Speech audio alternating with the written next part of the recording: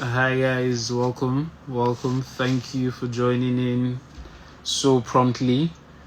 Wow, okay. We're supposed to kickstart officially in 2 minutes, but I love the fact that we're excited to join in already. That's a good thing. Welcome. Official welcomes actually supposed to start in the next 2 minutes because 12 is 11:59 by my time at the moment. But yes, it's a great time to be here. I have to genuinely appreciate each and every one of you for joining in. Today's conversation is one that is expected, it's supposed to be confident, it's supposed to make a significant impact in the lives of everybody who is going to be on here, and those who have followed the conversation about autism for quite some time now. The goal is to have conversations like this that feel that feel the impact we want to make as an organization and an association that caters towards people who live with special needs. My name is Epic. I don't think I made that introduction. My name is Epic, and I'll be hosting the session. And our guest will be joining us in a bit. Just have to give a couple minutes to get settled in. But yes, as I said, thank you for joining in promptly. We'll kickstart in a couple minutes, so everybody just get comfortable. Grab a bottle of anything you like to drink, because the conversation is going to be interesting. And engage. It's going to be very conversational. So I want you guys to send in waves, high fives, love emojis, so we know that I'm not the only one on here, and it's interactive and engaging while you're on here. I see you, the advocate with Oluwatoyin. Thank you for joining in. I see you, Hannah. Thank you for joining. If you can hear me, I'll really appreciate if you send in an emoji of some sort. Just a wave will go a long way. So we know that, yes. So we know that, yes, it's not just me on here. Let's keep this as interactive as possible while we expect our guest.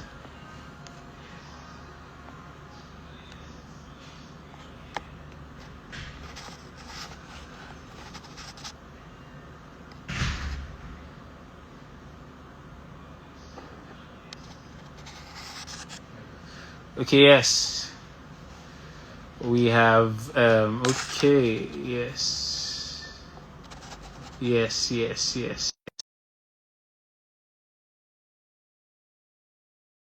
Our guest is joining us shortly, and yes, officially allow me to welcome each and every one of you again.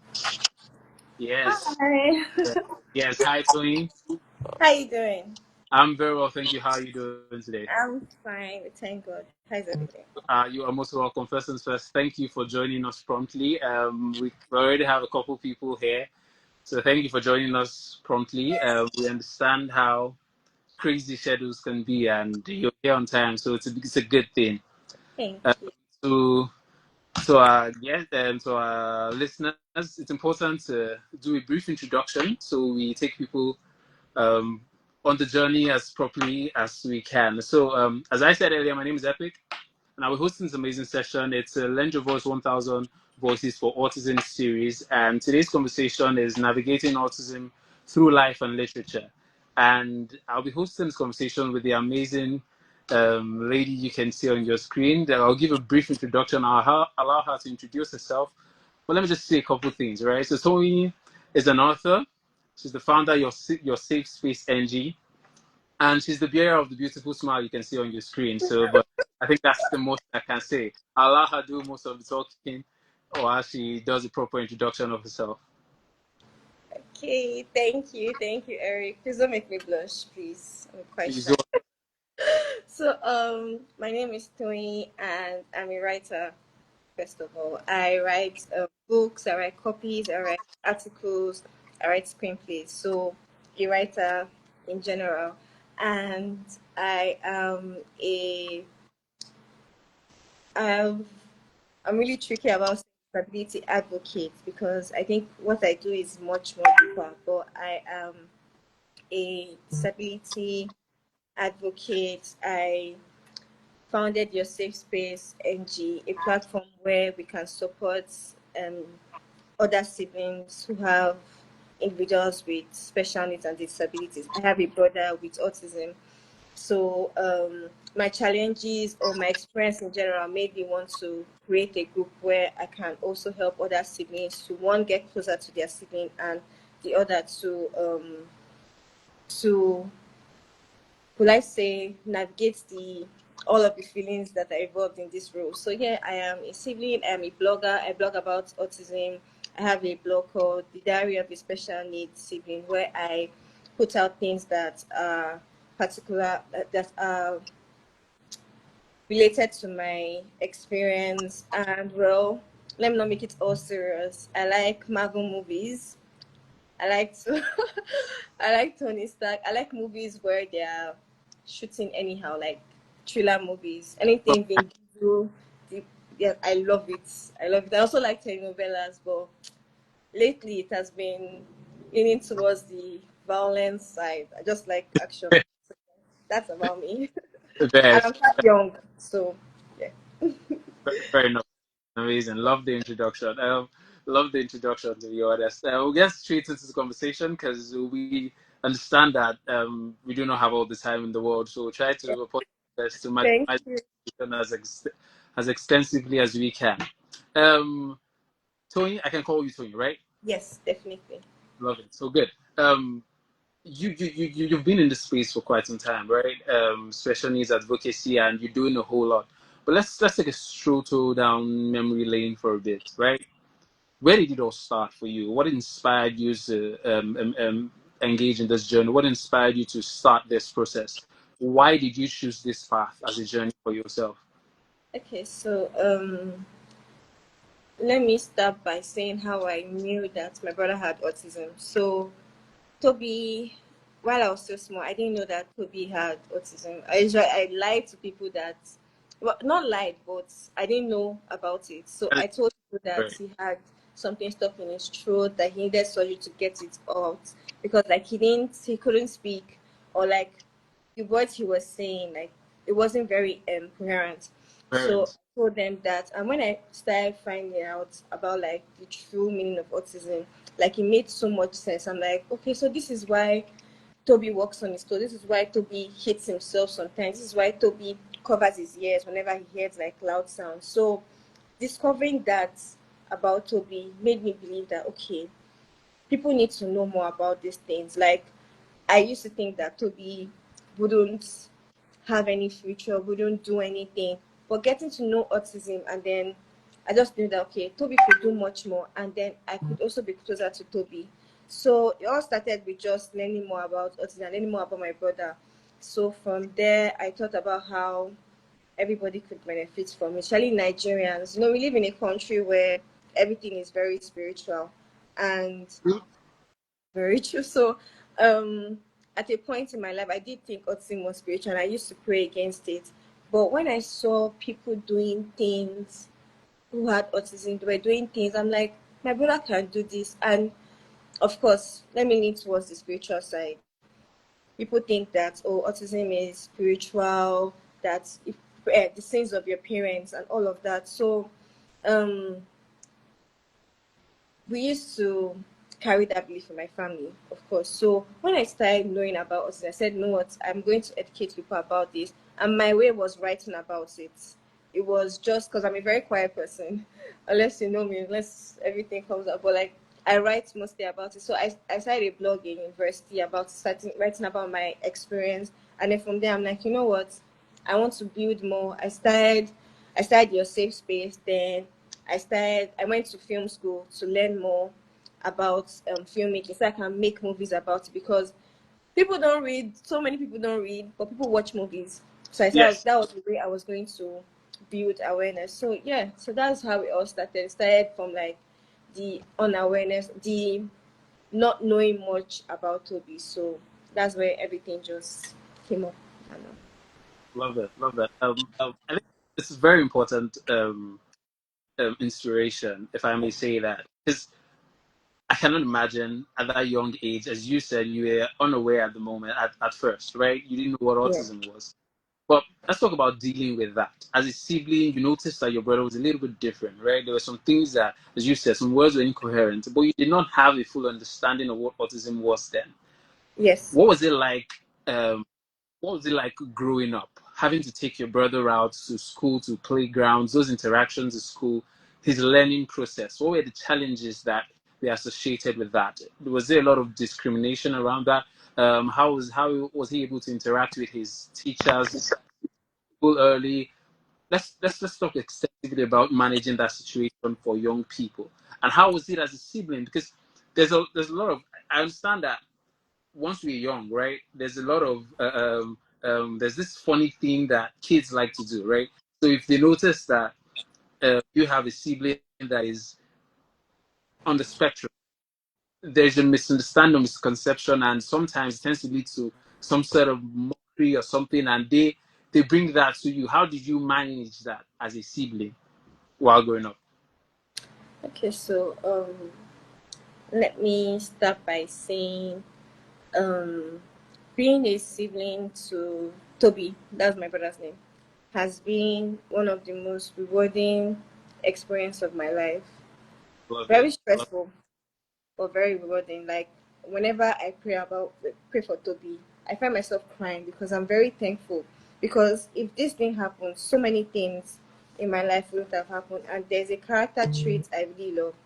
So let me start by saying when I growing up with Toby, it was oh god. Like I said, I wasn't aware then. Toby just used to do some very weird things. He used to walk on his toes. He used to have these meltdowns that were very, very, very, very scary. He would hit himself, he would hit his head on the wall. And I used to wonder like what's going on.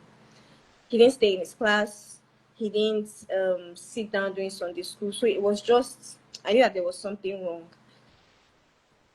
And I can't particularly remember my childhood, but there's some aspects I remember where like I used to be afraid of like what my friends would say, and it was it was scary. It was scary, and then of course there are so many feelings in this. There's the feeling of fear, embarrassment, shame, and also a feeling of what's the word sadness because I used to feel like, oh, I'm experiencing all of these things. I still feel it up to now. Whenever I'm talking to somebody, like a talking stage, I'm like, I look at my brother. My brother is very fine, by the way. And I know that, like, if Toby didn't have autism, he would have had, like, babes. And it's just that kind of thing. I'm graduating. I'm earning for myself. My brother is not doing the same, which I know he's still eventually going to do at some point. But there's still that sadness that, okay, his growth has somehow been halted. It's not going in the same way that I am. So, like, also embarrassment because he would do a lot of weird things. I'll talk about a quick experience where we went to ShopRite and Toby wanted gala and he knows that he can't have gala. Toby started a fit there and I saw my juniors from secondary school and it was so embarrassing. Then I could not manage like his meltdowns very well. So yeah, so many embarrassing moments, but what I used to console myself is that I have something that's embarrassing about myself too. So either way, I should not care. So also the feeling of the fear of the future. What's going to happen? Am I going to be able to um, be a caregiver? Is Toby going to excel? Is like just so many fears that I. That's one of the reasons I actually started your sister because I just want to talk to her about all of these things. Because when I talk to my normal friends about it, they don't. It's like as if they don't give the response I want, but they're not in they're not in that shoes, so they don't understand what I'm feeling. So yeah, it was now I say a bittersweet experience because a lot of sadness and all of that. But now like I really enjoy being Toby's sister a lot. There's something happiness. Nobody knows me without knowing Toby. Like I talk about him everywhere, my status on my pages everywhere because I'm not going to hide my brother. There's still some amazing things about him. He sings, he plays the piano, and then he also has this initiative of fixing things. Anything that is fault, he wants to fix it. So yeah, now I'm just getting, comfortable and getting used to him. But then it was a bit difficult. I could not really understand all of the things that he was doing, and then there were just these feelings and all. And then again, they still linger up till now to my adulthood, but I'm learning how to manage them very well, not lash out and be a brat. So yeah, that's it. Fair, fair, fair. I love the fact that you highlighted some of the specific things that Toby was actually good at. You said he plays the piano Hmm. and a lot of other things. So that's it's also beautiful to see that people living with this with autism have these special skills that not necessarily common amongst regular kids. With that, then let's get into a little bit of the work you do at yours. You do quite a lot. We'll try our possible best to extensively touch each and every one of them. But let's start with your safe space NG. How long has that been up? What are the successes you recognize with that? What's the long term goal with your safe space NG? Okay, so your safe space started with um it started when in 2020 when Toby was home. No, COVID-19 was very difficult, so Toby couldn't sleep. He every night he would go to downstairs toilet when it's time to sleep, and he'll be slamming the door. And I'm wondering, now what's going on with this boy? When people are supposed to be sleeping, he won't have a meltdown in the morning.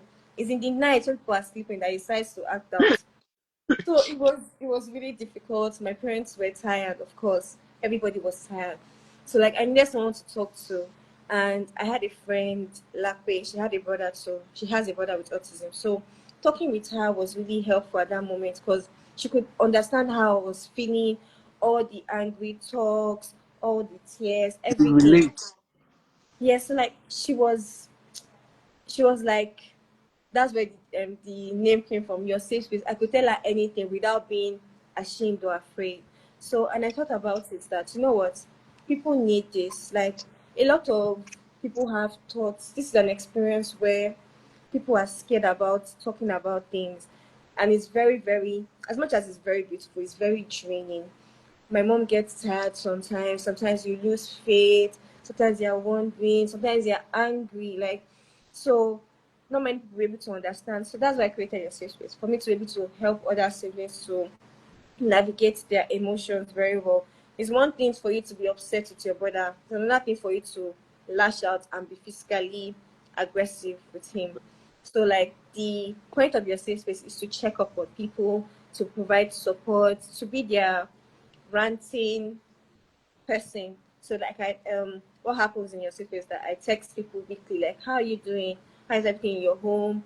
They tell me, and then I see how I can help. It's also a place where I can get resources. Like if they tell me that they need a therapist, I look out for the connections I have, and then I help them get it. And yeah, so that's what is mostly about. We had about 3 hangouts. So we had the first one was in 2023 with the theme from acceptance to awareness, awareness to inclusion. And the second one was what's your role in your diverse role. So last month, yeah, that's last month, we had a conference that was something on the bigger side, which I'm very proud of. I didn't think I was going to be able to do it, but thank God. So that's we had that, and then it was a way for us to reach out to people to understand disabilities, like not just from people that are neurotypical, people like my friends who don't understand. So that was a conference for them, understanding disabilities better. So yeah, we hope to have like more hangouts. The plan is to have like outings where people get to talk and people get to like release tension. So we have in the works, we still have a book launch coming up this year, and we still have a beach hangout towards the end of the year. So yeah, there's a lot of operations behind it. I'm just looking for more people to help me out. And yeah, we have a prayer group. So as much as I believe that not all things are spiritual, we still need to pray for strength. So this journey is very can be very stressful, and then you get so many you lose hope sometimes. So the aspect of the prayer group is just for you to come together, pray for each other. If you have any problems with your health or with your child's health, we help you out. We pray for you, and also mostly to pray for strength and for the devil to not win with his little thoughts. So yeah, and okay, run of the end goal of your safe space is to basically provide for not just siblings, for everybody, for parents, particularly for mothers, because I see how hard my mom works. So the end goal is not just siblings. I plan to also expand on that. And we hope to, I don't know, it's still in the works. I want to set up a homeless shelter for people with disabilities. I don't know how that's going to work yet, but I'm still kind of there. But yeah, so that's just the end goal for now. Yeah. Lovely. And I love how there's a clear vision with regards where you're working towards. We're rooting for you endlessly because we see the work you do. We appreciate it genuinely. We're rooting for you endlessly. What has the engagement with your safe space NG been like? Are people responsive towards the work you guys are doing? Yeah, so people are, so one of the, in Nigeria, there's a see finish mentality. So if so if you talk about your feelings online, people always use it to drag you or to they'll start talk about it. So that has made people to be closed up about what they go through. They don't want to say it because they're afraid of like judgment and all. So I noticed that in some people's traits, like in people in your safe space. So most of the time they may not want to open up because of like, I don't want this girl to look at me somehow, this is that that. So one of the things I do is I try to be very, very open about my experiences. I wrote an article recently about self harm and suicide. So that was an article talking about how I went at like I had a breaking point that am I sure I can do this? One of those moments. So writing is one of the ways I try to be expressive about my battles, my experiences. So I can also give people a what's the word?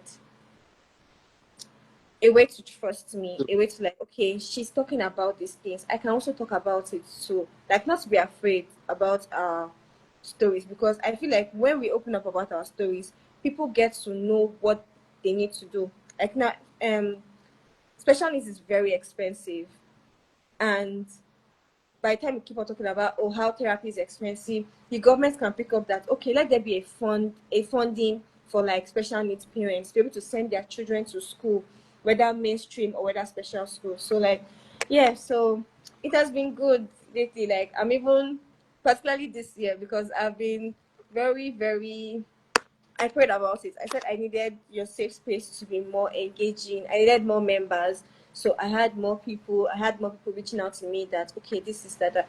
And then most of the time I try to reach out to them because some people may not want to burden you with their problems. So I asked them, "Oh, how are you doing? How's everything at home?"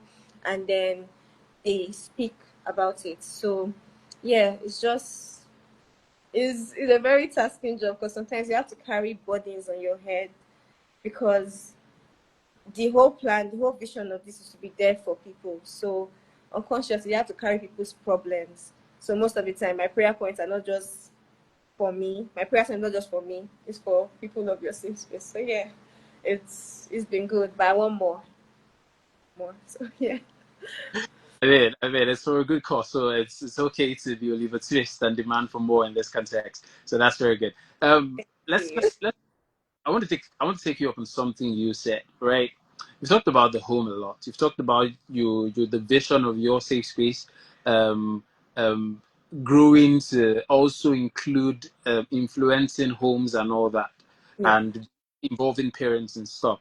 There's a lot of saying on how for a child who's living with autism or under the special neurotypical, neurodivergent and stuff, it's important. The family is the first care of early intervention for that child, Yeah. right? For so many parents, especially living in Nigeria, there's a lot of denial with regards when they start to sense that within their child, right? Let's delve into that for a bit. How do you think we can encourage parents to let their homes be a safe space for their children when they notice that their child is different? Okay. So one thing I'm going to use my home as an example. One thing we do in my home is that we don't joke with Toby.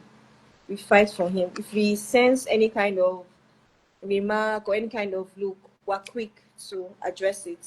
So one of the ways to make your home very inclusive or very encouraging is to fight for them. because these children are in a position where they can't fight for themselves. They're either like they don't know when somebody's being mean, or they can't speak up for themselves. So fight for them. Another thing is that don't because my brother is autistic does not mean that he won't have some things. If I have a snack, I have to buy Toby something. So every time he's home, I'm going to buy biscuits for myself. I know he can't take the kind of biscuit I want because it's sugary. I get him cheap. So I'm not denying him of some things in life because of he has autism or anything. So we're also trying to provide for him like his own needs. And also I would say being just letting what's the English? Being supportive of each other. So this one is towards like parents, couples. So people respond differently to a diagnosis. Someone may be distant, some may not be talking, but either way, also checking on the person. No matter what, everybody is in that. All hands are on deck. So try to check up on people in the home, like, okay, how are you doing? This is that. That try to make sure that they are happy about it, or they are comfortable, or their challenges are being heard. And also something that's coming to my head. Of course, pray. In my family, we pray a lot because even though I know that um, autism may not be spiritual, I still know that the world is very spiritual and there are very evil people in the world. So we still try to pray for protection, God's protection, and all. So yeah, I would just say surround that environment with love and care. Like, do not let anybody abuse your child or look at your child anyhow. Whether even in school, if your child is in a mainstream school where other neurotypicals are, like, you have to be conscious and also stand on your ground that your child must be respected by teachers also. So yeah, and also to educate people around you, because if you don't educate people around you about the true knowledge about autism, how do you expect them to behave And or to act around them, or even to, like, when they know better they tell somebody that needs to know better. So indirectly we're changing stories in the world. So yeah, that's just one way to do it. And also, yeah, to have fun. Like, because your child has autism does not mean that you should lock the child up. There are still some parents that lock their children up with disabilities, and it's very sad, because these children should not be locked in. At the point, I used to tell my mom that, okay, Toby should stay inside. You start complaining, you start misbehaving in the party. But now I'm just like, if he misbehaves, we'll handle it. If people look, that's fine. We have something to handle. You too, you have something to handle. So as much as possible, don't be ashamed of them, even if there are some things that they do that are very questionable. But either way, just make sure that they have a safe space in you, that you are the kind of person that will fight for them. So yeah, that's it. love it, love it, love it. Quick one to everyone who's part of this live. We're about 30 minutes in now. If you have questions, if you have any questions for Toyin, please do also drop them in the comment section. I'll see them out before. By the time we're done, we'll definitely throw it to her to see if she can answer as many as she possibly can. So Yeah. let's get to a bit of the literary part of this conversation, right? You're a writer. Yeah. You've done quite and you've written quite stuff. Let's talk about that. How has that been for you? Writing specifically? Do you write specifically about neurodivergent issues? What are your strengths? What's the purpose of your writing with regards how to navigate autism? Okay, so for me, I started writing first of all because I was a very quiet child, and I didn't know how else to speak about like things I did not like without writing about them. Even when I was upset with my mom, I would write her a piece of a piece of my mind, and I'll leave it in her room. So I'm not even sure she read most of them, but either way, I could not like I was not very vocal, so writing was just like my own thing. So so many things wrong in the world. We have corruption, we have sexual assault, we have rape, we have abuse, so many things. And I'm not, I don't know if you're on Twitter, people talk a lot, speak a Uh, lot. I agree. So I'm just like, I'm not that kind of person. World, it's a whole different world. I'm telling you. So I'm not the kind of person that will go on my Twitter and be like, this is that. I'd rather write a piece on it and I'll share it then. I'll make sure that everybody sees that piece. Like, okay, this is my own stance on it though. Whether you want to fight me, that's your business. I've started written about it. So yeah, writing was just a way to address so many things. So I said I started writing my blog. So the first blog I wrote was about like me finding about Toby and then how I still love my brother despite he has autism and despite the challenges that comes with it. So that was the first thing. Before then I used to write books about like okay, romantic books, things about like, you know, family. But when I got to university I said, you know what, this craft has to be better. So I started writing about disabilities, stories about families who have not discovered the true meaning of a disability. So yeah, that was just about it. And from there, I started with scripts. I produced a documentary with Shalakwe Azazi last year. So that was a way to encourage people that are navigating autism. So we dealt with a couple of issues there about how people were always like comparing their child, about how like the whole aspect of spirituality, about surrounding yourself with support system. So yeah, but writing has always just been it for me. Writing about things I want to know, but also about the challenges. So the book I'm releasing this year is talking about how siblings, typical siblings handle autism, like the feelings and all. So yeah, it's just a way for me to speak about things. So you know the saying, the pen is mightier than the sword. So that's something I take very, very seriously. So yeah, that's just about it. Oh, love it. We already have questions coming in for you, but we'll take them towards the end. Let's keep it because yeah, people already said the questions. You mentioned you went into script writing, and earlier you said you went to film school. Let's talk about Echoes of Hope. I mean, I did my research. Echoes of Hope. It's one very um passionate documentary. I must confess. I watched it. I saw it. I saw how expressive it was. What inspired you to take that route with regard to expressing yourself? I know you said you went to film school, but it seemed very personal, right? What inspired Echoes of Hope? So we wanted to tell the stories of different families. So we used that documentary to tackle a couple of things. The inspiration behind it was just to inform people that yes, we're saying this experience, this journey is hard. It's going to be hard. There's no way, but hold on to the fact that you still have an image of what your child can be or who you envision your child to be, and then just hold on to it. Don't lose hope and don't lose faith. So it was also all the parents there had children with autism, all of them.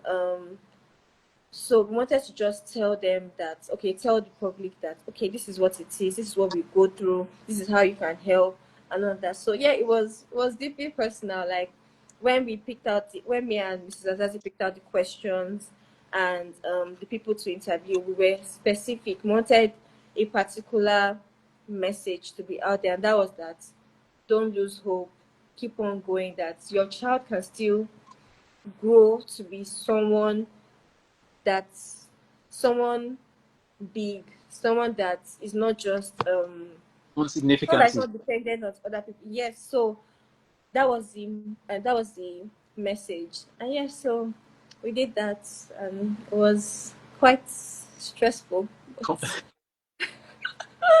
but I'll be willing to do it again and again if it means like influencing people. So many of my friends watched it and they were like, okay, so these are the things that you go through. This is what autism is. This is this. I like, yeah, it was just a way to encourage people, special needs families, and also change perception in the public.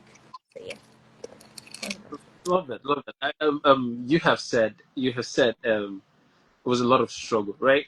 There's something that is very recurring, right, to engage parents, right? How do you manage parents who are unwilling to share the stories of their children, who are still very shy, who are still very, uncomfortable with, put in they'll say their family business or the fact that they have children with autism out there. How do you manage that? How do you get them to, to join, to be part of it, to see the importance of a documentary of that magnitude? Okay, so some parents are still going through a mourning phase. They are still mourning the child that should have been. So they are still very skeptical about talking about it. So one thing I've learned, like now as I'm older, I don't push. I rather let the person talk about it whenever they feel like it, and also at the same time support the parents. So some people are still like, the world is still a very wicked place. They are still judging people. Some people still don't understand autism up till now, even apart from autism, cerebral palsy, Down syndrome. So for those parents, I just leave it. As much as I try to share my own story with them to make them know that, like, okay, there's nothing you have to be ashamed about. You didn't cause this. But at the same time, they need to go through a particular, will I say, journey where they have to be comfortable in saying it. So I really don't push. It's just that people are still mourning, and there's no way. You just have to get to that point where you just realize that, okay, my child has this. No matter how much I pray, of course, I still know that God can wake up. I mean, Toby can wake up and not have autism tomorrow. I trust in the power of God. But at the same time, if I'm praying about this thing and it still hasn't happened, if I'm praying for healing, I'm still going to go on. I'm still going to love my child. I'm still going to care for him. So yeah, I think I just give them that space. That's Yeah, yeah, I think it's a very patient process. Try not to. It's important to not impose opinions on these parents because we understand, as you said, what they yeah, go through. Let's do a little bit. We live in Nigeria at the moment, right? And I will not say that Nigeria is the most friendly space or environment for children living with autism. What we Foundation for Autism, and part of our advocacy is to ensure that we try to get the word out there to as many people who are willing to listen and make influential decisions about how we can build a society that is well improved for people who are living with autism. We want to get your opinion on something real quick. How do you think we can engage the Nigerian government, right, to help our society to help our society amplify the lives of people living with these conditions? What are significant things you think can be put in place that can improve by the government, by the Nigerian government, that can help improve the living conditions of people living with autism in Nigeria? so so our government is still I know you whenever know it gets to the Nigerian government, everybody has to be a little bit too sensitive and stuff. But yeah, but yeah, so mm, but still there. Apart from autism or education, our country is still going through a lot. We still have a long way to go. But for special needs, if you ask a special needs mother or father what they need, they're going to say funds. It's very expensive. Therapy is very expensive. Like I can't even imagine people that have physical disabilities, how they even manage. Because if you look at it, some of our buildings are not inclusive. They're not disability respectful. How will I put it? They don't have ramps. People with disability, people that are physically challenged, they don't there are long stairs, there are no elevators, like so many things. People with wheelchairs, they don't have ramps. There's only some buildings, even some banks have it. I think Access Bank has one. But either way, like to be we need to put ourselves in other people's shoes. So you find out that most people that are doing all this advocacy, they are not their parents, their siblings, they're people that are affected by it. So one of the ways that we can that the government can help us is with funds. That is, I don't know. I know that Nigeria, I don't know if we're owing people, but either way, like it will help out a lot if you can open up scholarships for at least, like, not even at least. we have money in this country. It's just that it's purely managed. For some families that they can go to children can go to school. Some of the parents in at your safe space, their children don't go to school because of the funds.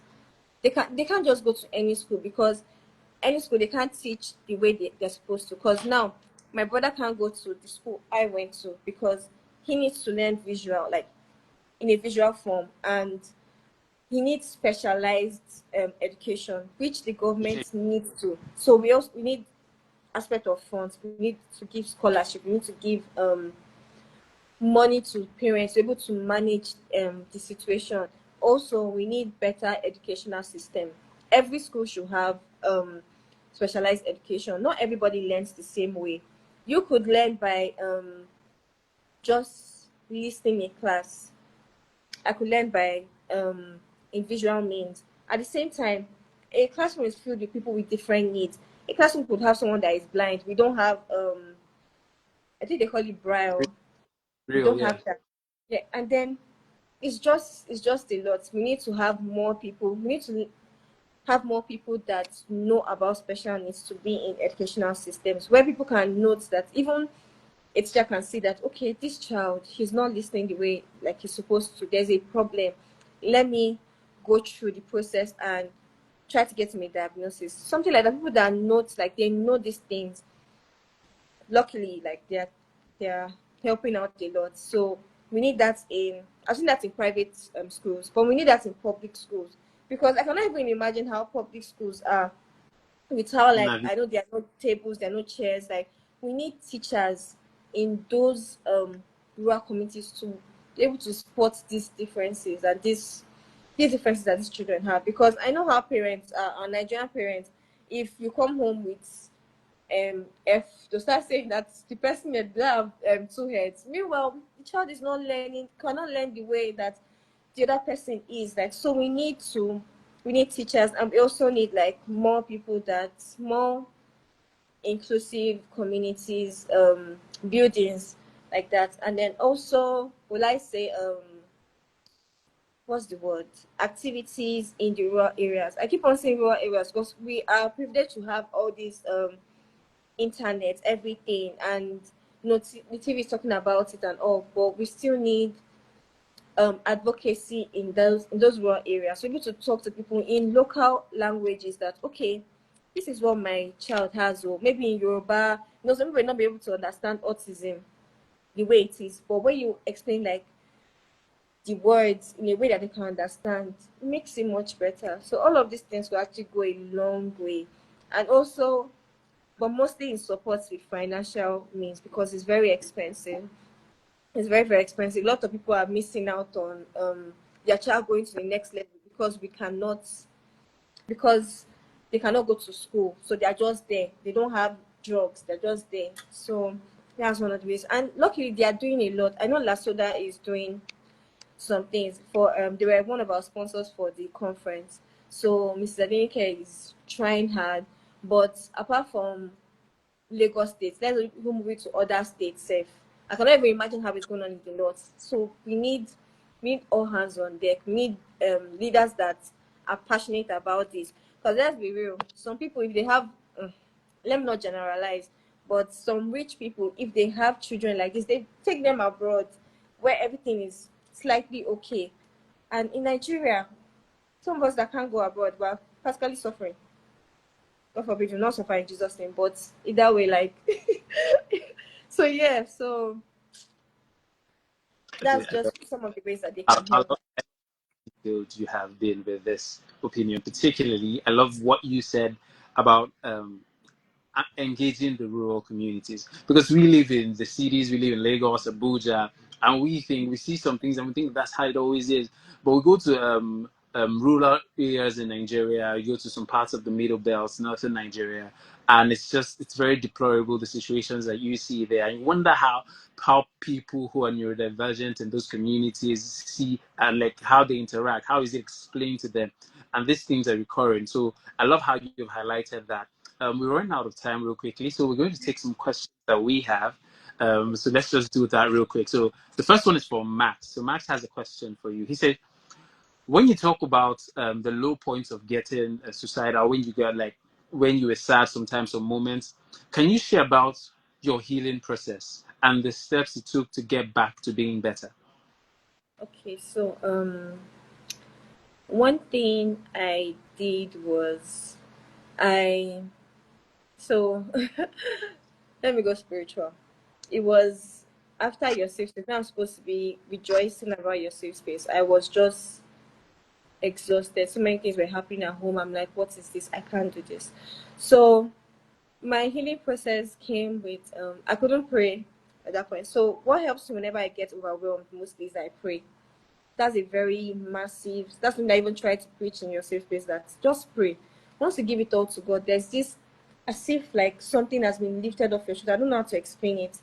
So I wasn't praying and it was affecting me, and I wasn't talking to my friends about it. So how I actually sent my friend a very scary message, and she reached out to my other friends to check up on me, and I just spoke about it, like talking about how it's very hard, how I don't know if I can do this, how some things need to be put in place. So the first thing is to talk about it. Whenever you are feeling low, find somebody that you can talk to about it. Um, it may not, they may not really completely understand, but you just ranting about it, it made so much sense when I was just talking about it. Like it felt, because during those 2 weeks I didn't say anything about it, I was not praying about it, I was just being silent. And once I spoke about it, I felt much more better. So I would say I spoke about it, I started journaling. So I would just write out something. Normally I journal, but at that point I started writing, okay, I don't like this, this is what it is. So, and also of course praying about it, that really helped me out by just talking to God, saying that I know what your will, I don't know what your will is, but this is very hard for me, and I don't know how you can help me, how you can work your power. Either way, like I spoke to someone about it, I journaled and I prayed. And also I started reminding myself of the good things I had, my brother had been experiencing. Like, okay, the first time he said um his words, how, okay, so wins in his life, how he's playing the piano now, how he says I love you to Tony, and then also like how he's playing after himself. Before I used to watch her like, okay, Toby can take your bath, okay, I'll wash the plates. Toby does that all by his own self, like he cleans without me telling him. So like all of those things, anytime the feeling comes of like this is very draining, I don't know how the future is going to be, I just do all of those things. I talk to someone, I pray, and I remind myself of the good part, knowing that the good things can still be repeated in the future. So yeah, that's what I did. Love it, love it. I like the fact that I like the highlights the little wins because they it's a steady reminder of the successes that have been achieved over a period of time. So Yeah. that's brilliant. We have more questions. We'll just try to run through them as fast as we can. So this is from Ikape. Ikape is saying he appreciates you. Say thank you, ma'am. Great job with how you are there for Toby. His question is this: how do you handle meltdowns with Toby in public spaces? Those practical. Those first hand scenarios where Toby's having a meltdown. How did you manage that? Contain that, basically. Ah, see, me and Toby's meltdowns, we so fight. So I think one of the things um I learned was that Toby has triggers anytime he's about to have meltdowns. So meltdowns happen when like you are, when something is wrong, maybe there's a sensitivity problem. So for Toby, sometimes he comes with loud noises. So anytime he's out and there's a gen is on, he will cover his ears. And if we're staying somewhere there for a lot, like a long period of time, it's distorting his process. So I would like to think about me, how I explain that his wires are crossed, something is not right, so it begins to act out. So how I handle it is that I recognize it. If I'm going somewhere and the place is going to be loud, I have to, you've seen children with special needs, how they have those noise cancelling headphones. Toby doesn't have that. So I basically try to avoid places that are loud for him. if we're going to wash and the gen is on, I have to wait to when the gen is off for us to wash, because he won't want to sit down. He doesn't like flies. Flies irritate him. So anytime he's out and then he sees flies, it irritates him. And also, he has a particular routine. If the routine is spots or distorted in a particular way, he begins to act out. And Toby believes, so now I try to tell him ahead of time that, okay, we're going to do this tomorrow. So when he came home last time, I told him that, okay, Toby, I'm going to sleep now. When I wake up, we'll go out to go and buy something. All for him to stay beside me while I was sleeping, waiting for the time to wake me up that, okay, he said we're going to go out. Assuming I said that, I've done that, oh, I'm not going out again, there'll have been a problem. So I just mostly recognize that, okay, some of these triggers. Sometimes when it gets physical, that's the part I'm still struggling with, because Toby is quite powerful and he can get aggressive sometimes. So I call for help. I call for help from my mom because I can't handle it. I'm quite small. So Toby could overtake me. So yeah, we're still dealing with that a bit.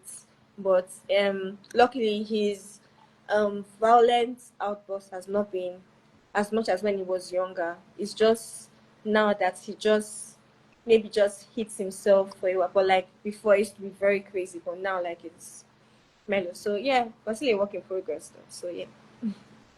Love it, love it. I love that. It's understanding that it's a journey, not a destination, and enjoying the journey while it is. That's important. Recognizing the triggers. I love how you just.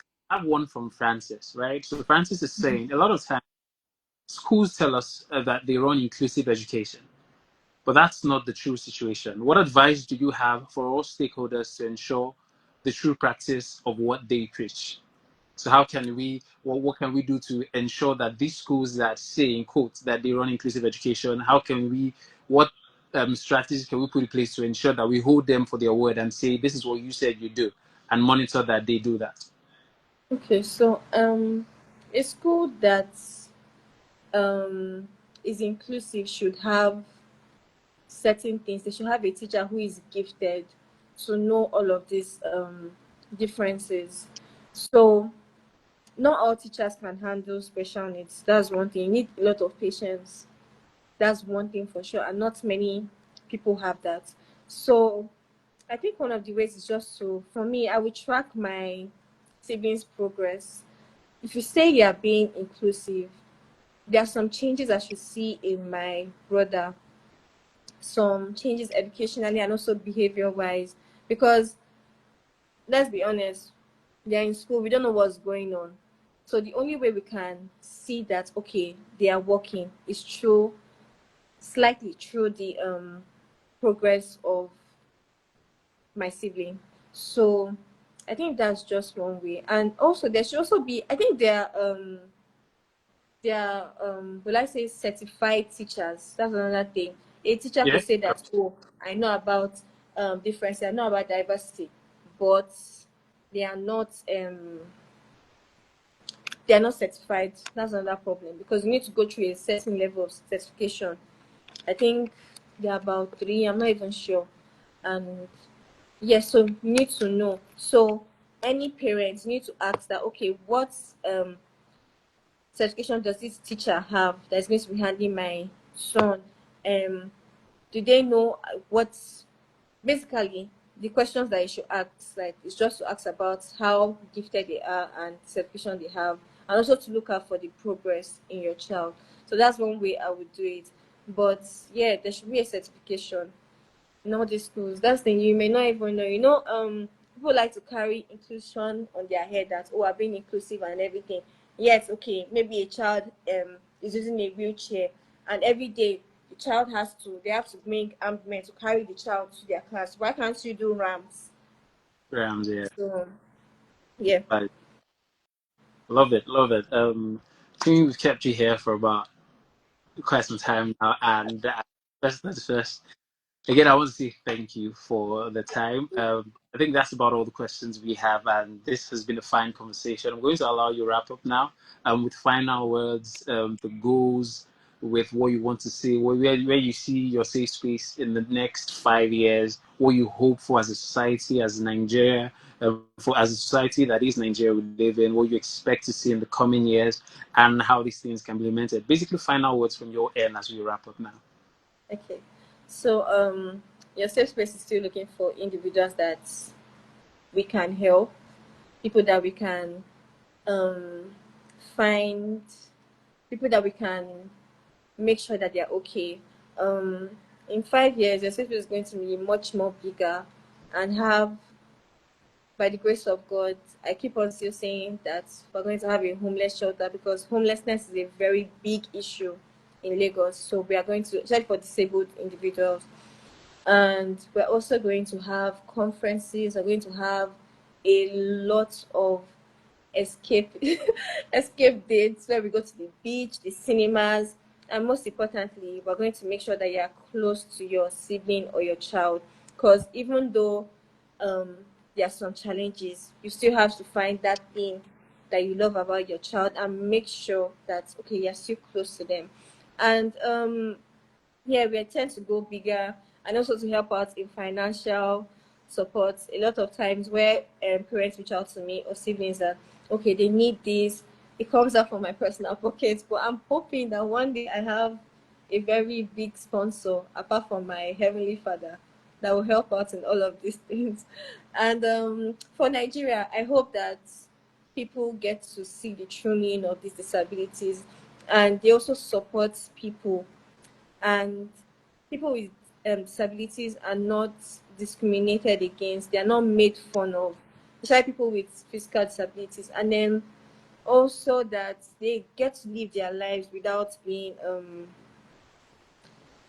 abused. They get to get jobs that have people, managers that have sense, and also to also the aspect of being kind.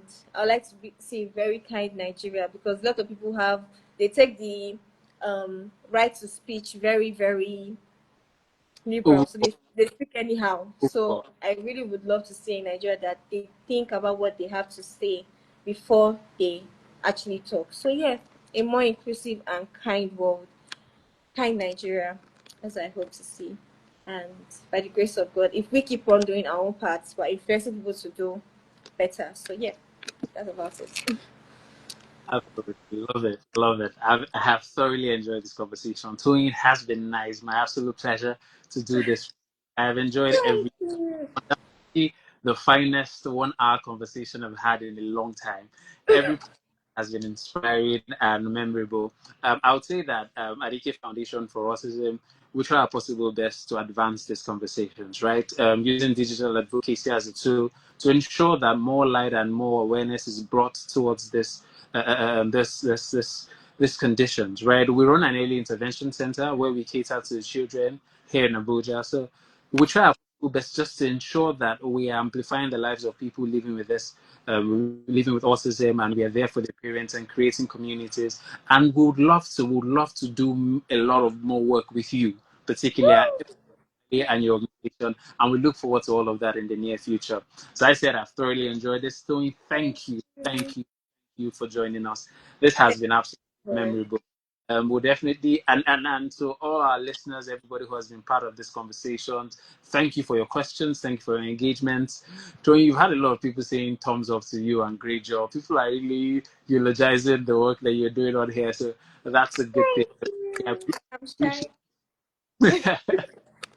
appreciate appreciate all the engagements. We appreciate everything that has come forth so far. The recording of the conversation will be posted after now, so you get anybody interested who missed this. I don't know why you would have missed this, but yeah, to anybody that missed this, you can always watch after. A question just came in Okay. now. So do you want to take this? Yeah, sure. Just so it says, should autistic kids avoid certain foods? This is from Omomi, Mm-hmm. and this is the last one.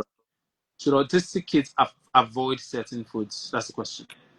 Okay, so let me speak from my own brother. I don't give Toby sugar because Toby is already hyper. Whenever we give him sugar, he does not sleep. He jumps on the bed, he jumps from the top of the stairs down. He's very, very hyper. So we tend to give him, when we're younger, we used to give him, there was this milk and cereal that was imported then that was very expensive. So we used to give him that. And that was, I think it's called the gluten-free diet.